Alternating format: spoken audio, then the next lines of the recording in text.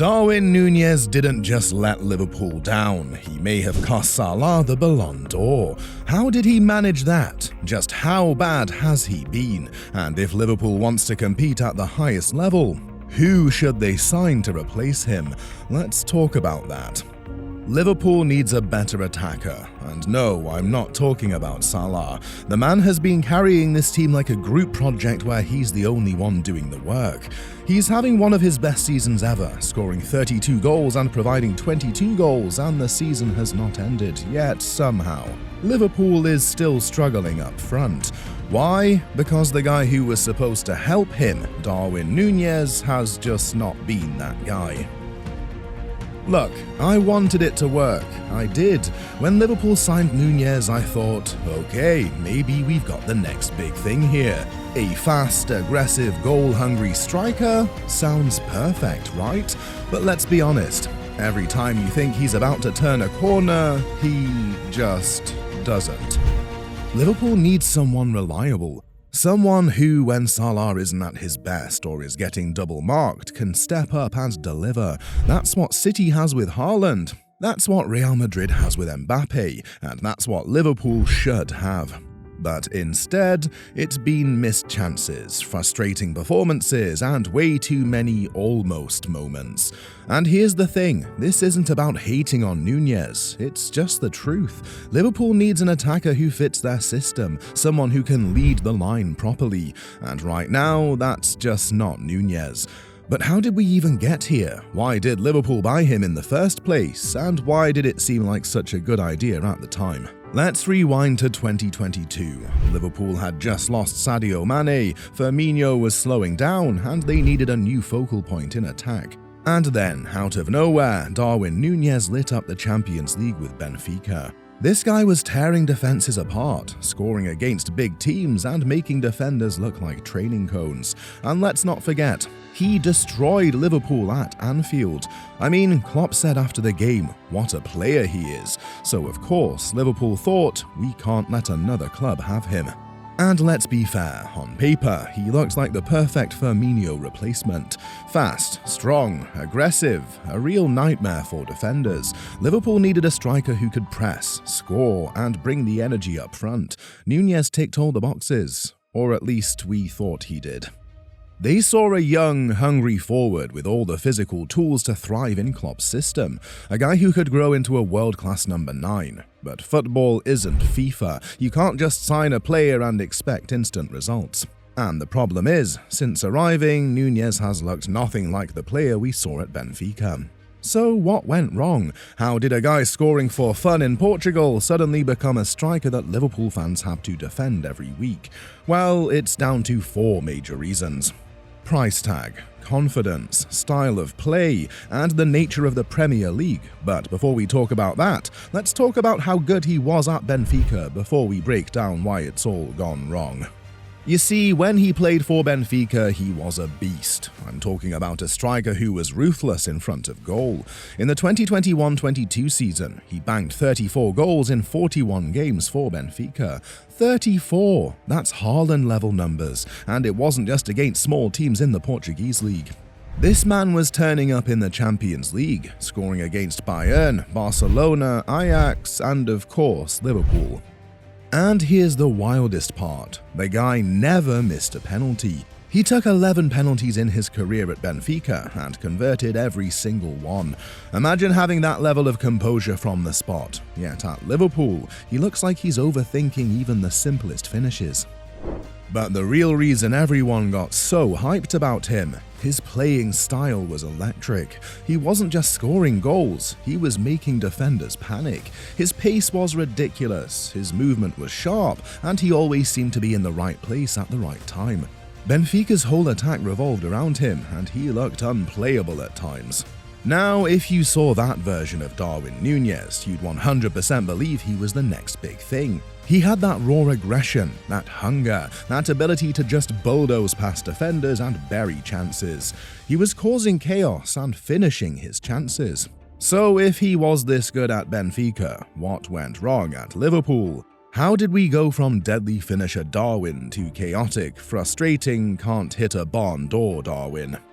That's where we have to talk about 4 reasons why it hasn't worked out for him at Liverpool. But before we talk about that, please take a minute to subscribe to the channel, as this is a new channel and we aim to hit 1,000 subscribers before the end of the month. Thank you, and now back to the video. The first is confidence. You see, Darwin Núñez is looking like a guy who's lost his confidence. You can see it in the way he plays. He's overthinking everything, rushing his shots, and worst of all, hesitating at times when he should be instinctive. And for a striker, that's a nightmare. I think in its confidence, and the confidence that I'm talking about is when you are at a club and you feel like you're going to play week in, week out, you're a bit more cold in front of the goal. Because he wants to please so much and do so much and wow, he wants to wow the Liverpool fans. Sometimes he rushes it. You know, he gets the ball, he rushes it instead of controlling the ball, going back on his right foot or finish it clean. You know, he kind of rushes it, and I think I went through that. You know, when you arrive, big signing, you're coming after Sadio Mane, and that's not easy to do, and you just overdo it at times instead of being calm and cool and finish. Do you think he'll ever be, I mean, I've only seen him in, obviously, a little bit for Benfica last season and in Liverpool shirt this season. Do you think he'll ever be clinical? He seems to be the type of player who's probably not clinical, but he has so many efforts and strike at goal that sooner or later he's going to get a goal. Yeah, he's more the type of guy that... I mean, you have a player like Diogo Jota as a backup, you might feel like you have to impress. Look at Haaland, Kane and Mbappe. They play like they already know the ball is going in before they even hit it. Nunez, he's second-guessing himself mid-shot.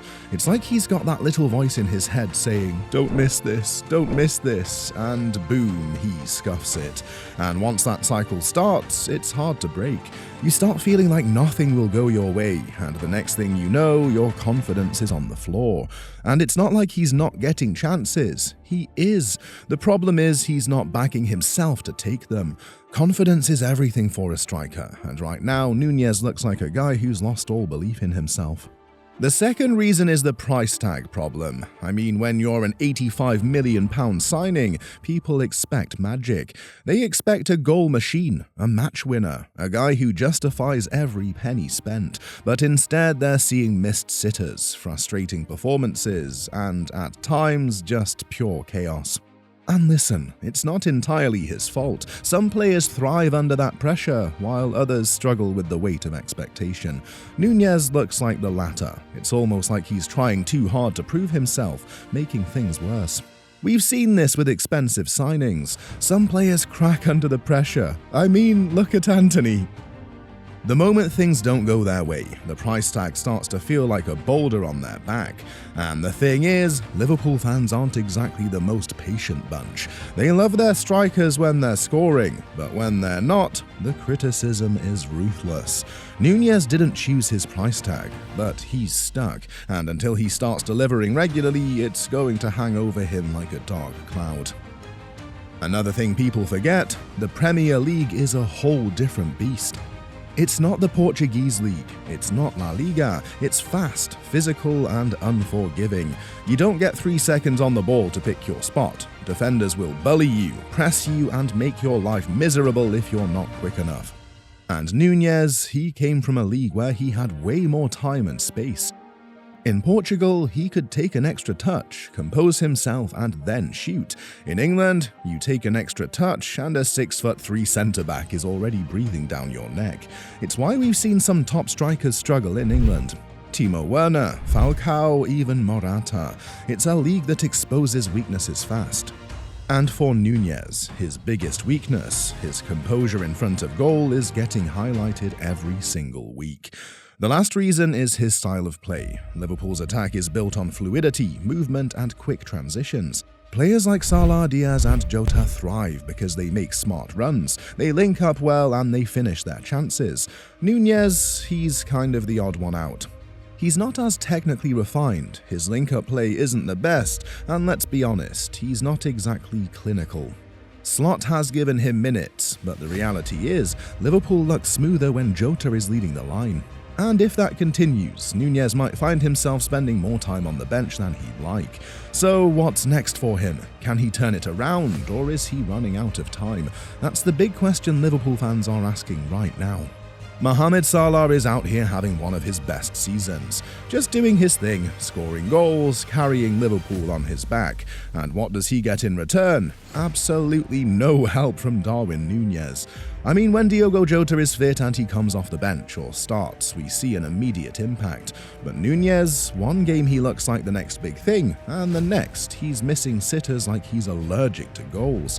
And when Jota was injured, that was Nunez's moment to step up, to be the guy. But instead, Liverpool had to rely entirely on Salah to keep their title hopes alive. It's frustrating because Nunez has everything: pace, power, movement, but if he can't finish consistently, what's the point? He was supposed to be Salah's partner in crime, but right now it feels like Salah is fighting this battle alone. You see, when City stormed their way to the treble, everything clicked perfectly. Erling Haaland was an absolute monster, breaking records, bullying defenders, and finishing chances like a machine. But here's the key: he wasn't doing it alone. Phil Foden stepped up big time, chipping in with goals, assists, and those moments of magic that took the pressure off Haaland. Even when Kevin De Bruyne wasn't available, City still found ways to score because their attack didn't rely on just one man. Now look at Liverpool. Salah is having a world-class season, but where's the support? This is exactly why Liverpool are struggling to keep up with City. When Jota is fit, he contributes, but he's not on the pitch enough. Luis Diaz has moments, but isn't that guy yet. And Nunez, well, let's just say he's still figuring out what kind of striker he wants to be. This can't continue next season. Liverpool simply can't afford to go into another year expecting Salah to carry the entire goal-scoring burden on his back. It's not sustainable. If they want to seriously challenge for the Premier League and Champions League, they need more from the rest of the attack. Period.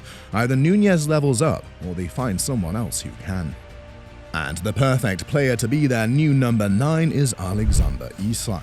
If Liverpool wants to take that next step and stop relying solely on Salah, they need a proper number 9.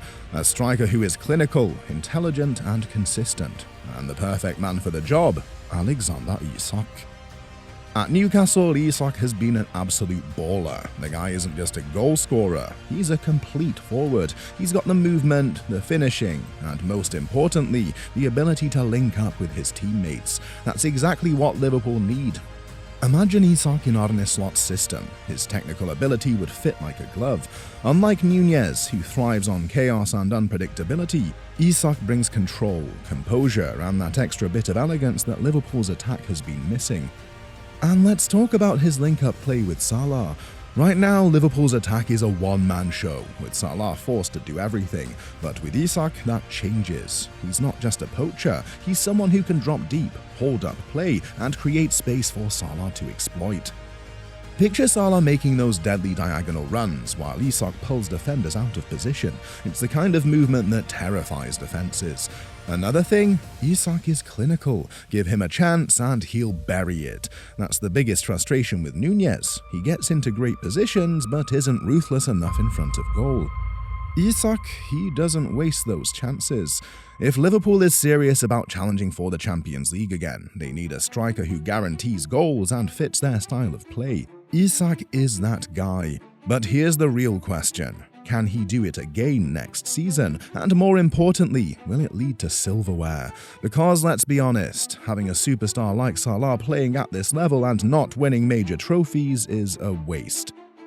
We've already seen this script play out before. Liverpool rely on him too much. He delivers, but when it matters, he has no one stepping up beside him.